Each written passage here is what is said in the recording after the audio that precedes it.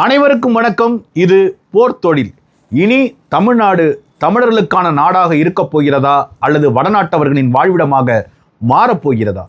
தேர்தல் ஆணையம் கொண்டு வந்திருக்கின்ற வாக்காளர் பட்டியல் சிறப்பு திருத்தம் 6.5 லட்சம் வட இந்திய வாக்காளர்கள் தமிழக அரசியலை தீர்மானிக்கும் சக்திகளாக மாற இருக்கிறார்கள். என்ன ஆகப் போகிறது தமிழ்நாடு? இதையெல்லாம் பற்றி தான் இன்னைக்கு நம்ம பார்க்க இருக்கிறோம்.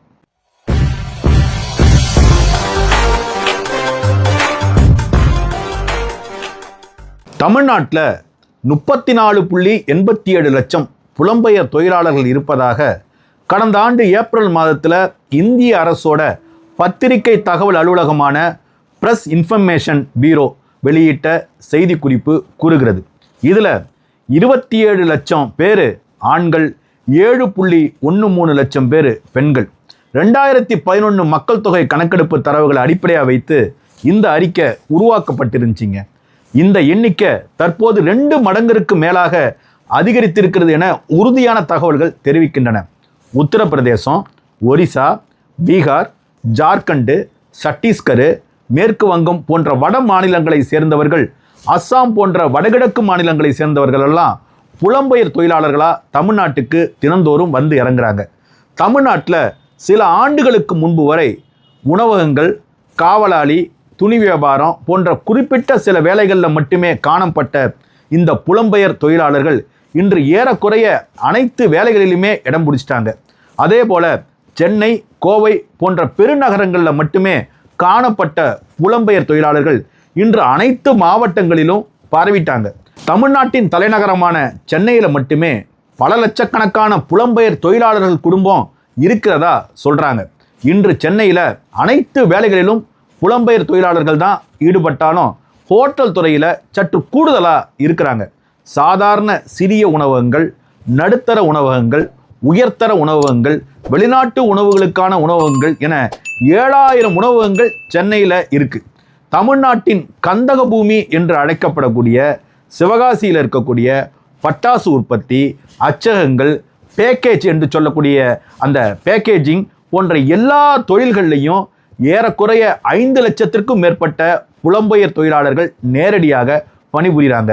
1.5 ஆண்டுகளுக்கு முன்பு வரை இந்த தொழில்களில் தமிழ்நாட்டை சேர்ந்த தொழிலாளர்கள் தான் இடம் பிடிச்சிருந்தாங்க. இப்போ அவர்கள் இல்லாமல் பல்லாயிரக்கணக்கான புலம்பெயர் தொழிலாளர்கள் சிவகாசி அதன் சுற்றுவட்டார பகுதிகளில் வந்து வேலை பார்த்துக்கிட்டு இருக்காங்க.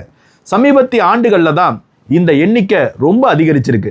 தமிழ்நாட்டின் முத்து நகரம் என அழைக்கப்படும் தூத்துக்குடியில் உப்பு உற்பத்தி தாங்க முக்கியமான தொழில்.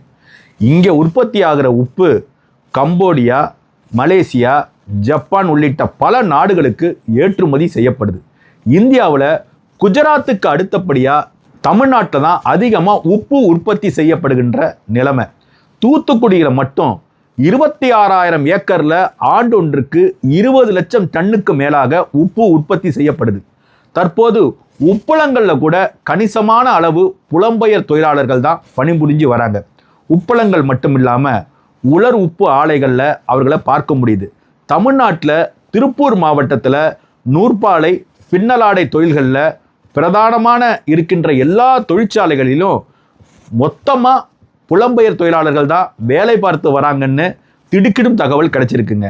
அதில் கால்வாசிக்கும் அதிகமானோர் குடும்பத்தோடு வந்துட்டதாகவும், திருப்பூர் மற்றும் அதை அண்டை மாவட்டங்களில் அவர்கள் பரவி வாழ்வதாகவும் தகவல்கள் தெரிவிக்குது.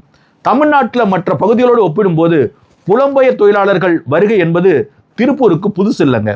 முந்தைய தலைமுறையில் புலம்பெயர் தொழிலாளியாக வந்து இன்று முதலாளிகளாக மாறி பல பேர் திருப்பூர் பகுதிகளில் செட்டில் ஆயிட்டாங்க. புலம்பெயர் தொழிலாளர்கள் குறித்த விவாதம் எழும்போதெல்லாம் அவர்கள் இல்லை என்றால் திருப்பூரே முடங்கிவிடும் என்று சொல்லப்படுகின்ற அளவிற்கு புலம்பெயர் தொழிலாளர்கள் வட இந்தியாவை சேர்ந்தவங்க திருப்பூரே ஆட்சி செஞ்சுக்கிட்டு இருக்காங்க. இன்னைக்கு தமிழ்நாட்டில் வட இந்தியர் கால் பதிக்காத கிராமங்களே இல்லைன்னு சொல்லலாம். ஏறக்குறைய எல்லா பகுதிகளிலும் அனைத்து தொழில்களிலும் வட இந்திய தொழிலாளர்கள் தான் நிரம்பி வழிகிறாங்க. தமிழ்நாட்டின் உட்பகுதியான வேடச்சந்தூர் அருகே கரூர் மதுரை நெடுஞ்சாலையில் இந்தியில் பேர் பலகை வைக்கும் அளவுக்கு, ஈரோடு பெருந்துறை அருகே இந்தியில் பேருந்து பலகைகள் வைக்கும் அளவுக்கு இந்த நிலைமையெல்லாம் கைமீறி போயிட்டு இருக்கு.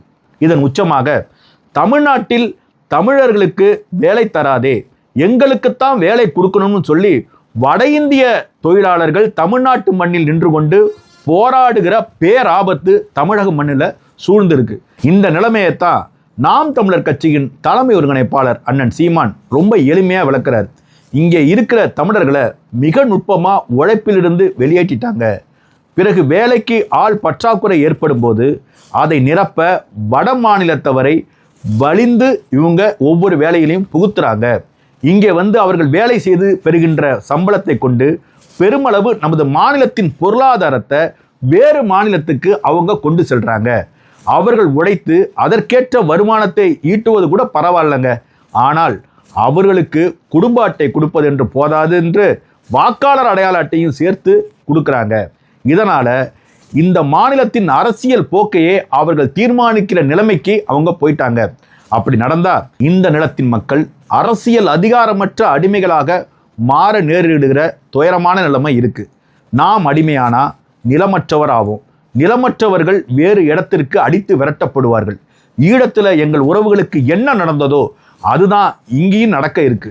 அவர்களுக்காவது ஏதிலியலாக வந்து குடியேற இங்கே ஒரு தாய்நிலம் இருந்துச்சு. நாம இங்கிருந்து விரட்டப்பட்டா எங்கே போவது? அதனால்தான் அரசை தொடர்ந்து எச்சரித்துட்டு வரோம். அவர்களுக்கு குடும்ப அட்டை கொடுப்பதாக இருந்தால் கூட பரவாயில்ல, ஏதோ சாப்பிட்றதுக்கு பயன்படுத்தும், ஆனால் வாக்காளர் அடையாள அட்டை மட்டும் கொடுக்கவே கூடாது என்று மீண்டும் மீண்டும் வலியுறுத்துகிறோம் என அண்ணன் சீமான் கடுமையா எச்சரிச்சிருக்காருங்க. உதாரணமா திருப்பூர் அருகே உள்ளது பொங்கு பாளையத்துக்கு உட்பட்ட பரமசிவன் பாளையம். இங்கே 5000 வட இந்திய குடும்பங்கள் ஒரே இடத்துல தொழிலாளிகளாக வேலை செய்ய வந்து அங்கேயே செட்டில் ஆயிட்டாங்க. தமிழ்நாட்டில் ஒரு வட இந்திய கிராமம் என அழைக்கப்படுகின்ற நிலைமை அந்த ஊருக்கு ஏற்பட்டிருக்கு. இந்த வட இந்தியர்களுக்கு தமிழ்நாட்டின் பூகோளம் தெரியுமா, வரலாறு அரசியல் தெரியுமா? இந்த வட இந்தியர்களுக்கு வாக்குரிமை கொடுத்தால் கண்ணை மூடிக்கொண்டு அவர்களுக்கு தெரிந்த பிஜேபியோட தாமரை அல்லது காங்கிரஸோட கை சின்னம், இந்த 2 சின்னத்தை தவிர அவங்களுக்கு வேற எந்த சின்னமும் தெரியாது. இந்த 2 சின்னத்துக்கு தான் அவங்க வாக்களிப்பாங்க. இதனைத்தான் தமிழ்நாட்டின் அரசியலை தீர்மானிக்கும் நிலைமை வட இந்தியர் கைக்கு போய்விடுமோ என எல்லோரும் கவலைப்படுறோம். வட இந்தியர்கள் எத்தனை லட்சம் பேர் தமிழ்நாட்டில் குவிந்துள்ளார்கள்? இவர்கள் எத்தனை பேருக்கு ரேஷன் கார்டு இருக்கு? இவர்களுக்கு எத்தனை பேருக்கு வாக்காளர் அடையாள அட்டை இருக்கு? இவர்களுக்கு எத்தனை பேருக்கு ஆதார் அட்டை எந்தெந்த முகவரியில வழங்கப்பட்டிருக்கு என்பதையெல்லாம் பற்றி ஆளுகின்ற திராவிட மாடல் அரசுகிட்ட எந்த விதமான புள்ளி விவரமும் கிடையாது. வட இந்தியாவில் குற்றச்செயல்களில் ஈடுபட்டு அங்கிருந்து வந்து இங்க தமிழ்நாட்டிலையும் குற்றச்செயலில் ஈடுபடுவோர் கணிசமா பெருகி இருக்கிறாங்க. மேலும் வட இந்தியர்கள் செய்கின்ற குற்றங்கள் குறித்து தமிழ்நாட்டு போலீசாருக்கு மிகப்பெரிய சவால் ஏற்பட்டிருக்கு. வட இந்திய கொள்ளையர்களை தீரன் அதிகாரம் 1ங்கிற படத்துல காட்டுவாங்க இல்லையா, அதே போல நம்ம போய் தேடி கண்டுபிடிச்சி பிடிச்சிட்டு வர்றதெல்லாம் எல்லா காலத்துக்கும் ஒரு பொருந்தாத நிலைமை. இந்த நிலைமையில வாக்காளர் பட்டியல் சிறப்பு திருத்தம் என்ற பேரில் 6.5 லட்சம் வட இந்தியர்களை தமிழக வாக்காளர்களாக இணைக்கின்ற இந்திய அரசின் தேர்தல் ஆணையத்தின் முடிவு என்பது மிக மோசமான விளைவுகளை ஏற்படுத்தும். அண்மையில் பீகார் மாநிலத்தில் நடந்து வந்த சிறப்பு வாக்காளர் பட்டியல் திருத்த பணி நிறைவு பெற்ற நிலையில் அந்த மாநிலத்திலிருந்து வெளியேறி உள்ள 36 லட்சம் பீகார் மக்களை வாக்காளர் பட்டியலிலிருந்து இந்திய தேர்தல் ஆணையம் நீக்கி இருக்கிறாங்க. இந்த 36 லட்சம் பேர் எங்கெங்க போனா என்னென்ன மாநிலங்களில் குடியேறி இருக்காங்கிறது யார்ட்டையுமே தரவுகள் கிடையாது. அவர்கள் வேலைக்காக குடியேறி உள்ள மாநிலங்களையே இனி வாக்குரிமை அளிக்கப்படும் என்று தேர்தல் ஆணையம் தெரிவிச்சிருக்கு. அதன்படி புலம்பெயர்ந்த 36 லட்சம் பீகார் மக்களில் ஏறத்தாழ 7 லட்சம் பேர் தமிழ்நாட்டுக்குள்ள குடியேறிட்டாங்கன்னு, இந்த எண்ணிக்கை ரொம்ப அதிகமாக இருக்குன்னு, விரைவில் அவர்கள் தமிழ்நாட்டு வாக்காளர்களாக மாற இருக்கிறார்கள் என்றும் வருகின்ற செய்திகள்லாம் நமக்கு பெரிய அதிர்ச்சியை கொடுத்திருக்கு. இந்திய தேர்தல் ஆணையத்தின் வாக்காளர் சிறப்பு திருத்தம் வழியாக 6 லட்சம் பீகார் மக்கள் தமிழ்நாட்டின் வாக்காளர் பட்டியலில் இணைக்கலாம்ங்கிற நிலைமை ஏற்பட்டுச்சுன்னு வச்சிங்களேன், இங்க தமிழ்நாட்டோட ஒட்டுமொத்த அரசியல் கட்டமைப்பு வடிவங்களும் மாறுங்க.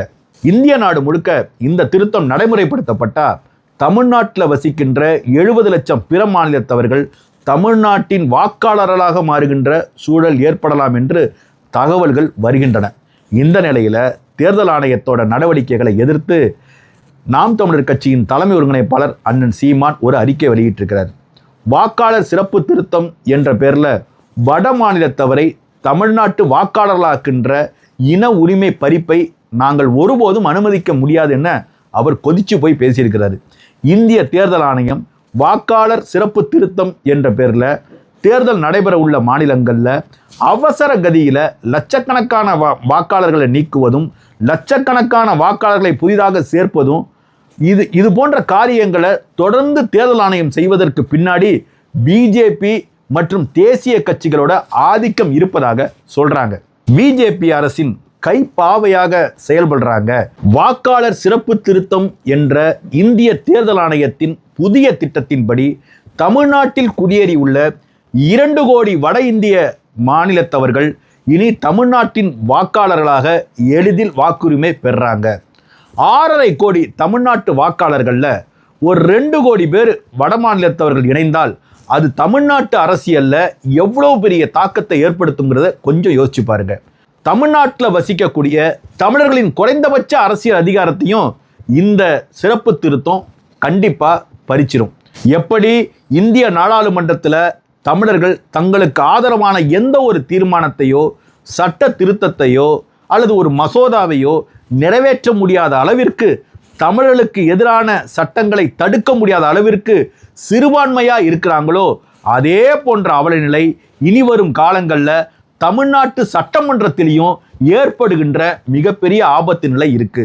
அதன் மூலம் 50 ஆண்டுகளுக்கு மேலாக இந்திய கட்சிகளின் ஆட்சி அதிகாரத்தை தமிழ்நாட்டில் அனுமதிக்காத தடுப்பரணாக விளங்கிய தமிழர்களின் இறுதி ஆயுதமான வாக்குரிமை பெரும்பான்மையை முற்று முதலுமாக தமிழர்கள் இழக்கின்ற பேராபத்தான நிலைமை ஏற்பட்டிருக்கு.